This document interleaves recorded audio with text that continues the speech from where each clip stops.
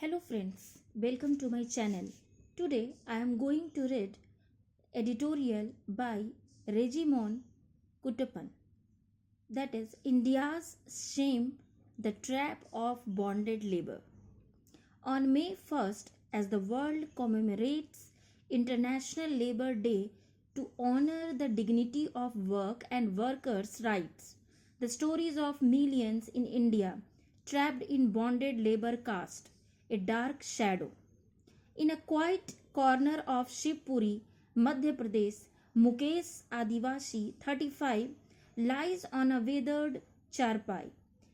His once robust frame now frail, his spirit scared by a traumatic past. In 2023, enticed by promises of work in Indore, Mukesh and his family were trafficked 1,400 kilometers to Karnataka, trapped as a bonded laborers. Brutal violence on a sugarcane farm left him with a painful limp and profound exhaustion.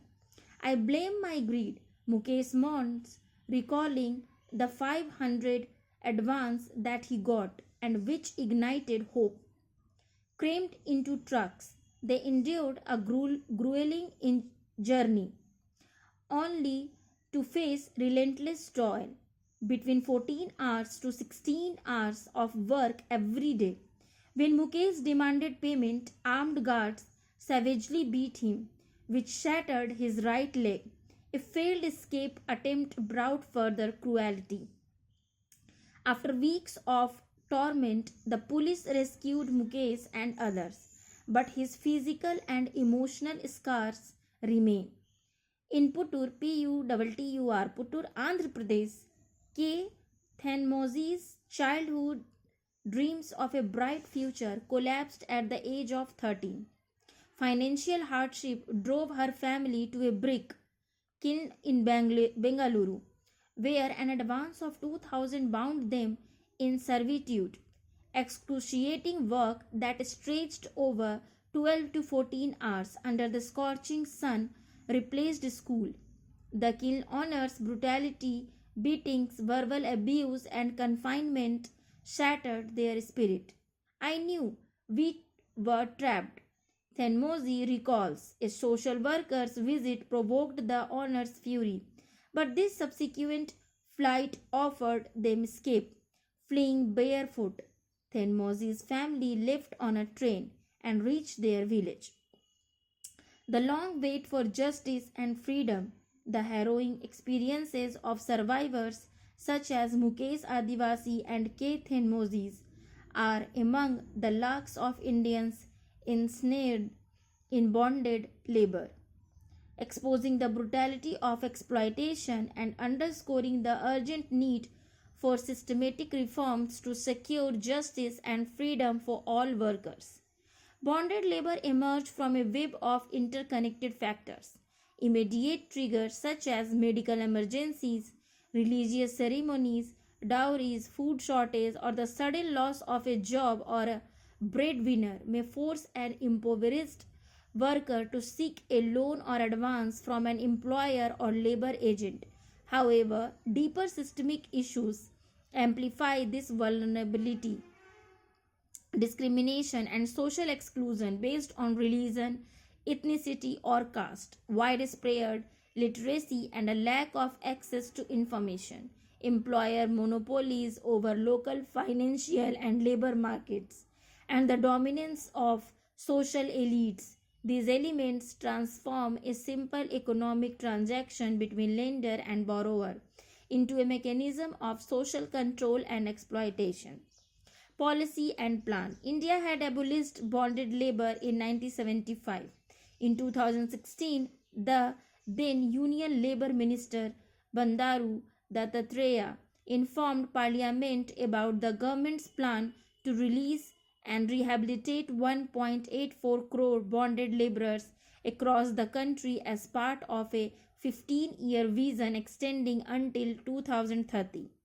Interestingly, in December 2021, when parliamentarian Mohammad Javed inquired about this target in Parliament, the government stated that 12,760 bonded laborers had been rescued and rehabilitated between 2016 and 2021.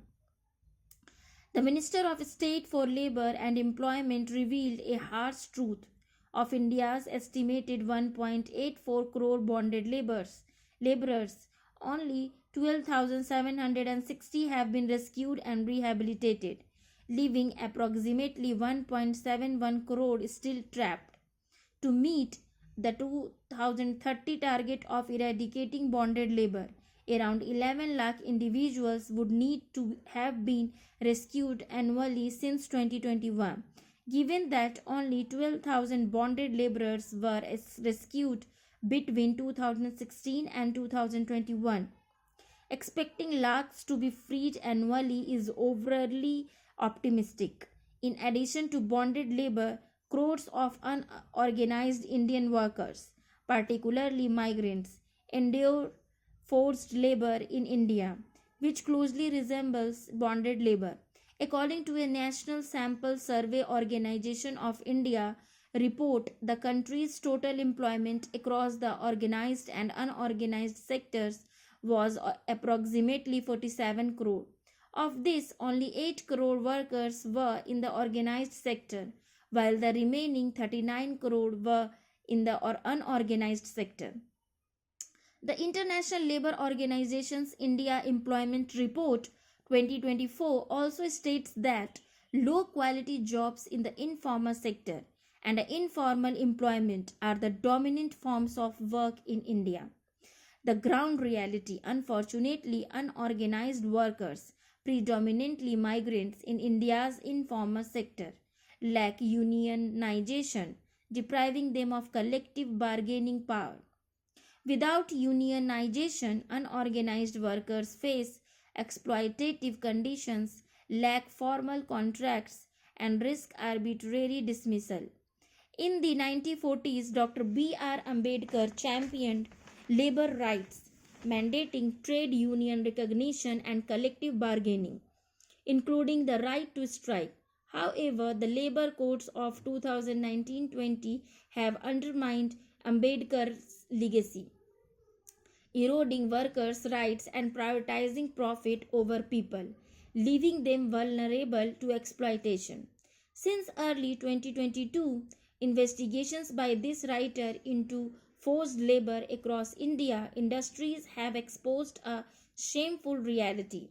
Indian industries thrive on the exploitation of forced labor, a blatant betrayal of India's workers.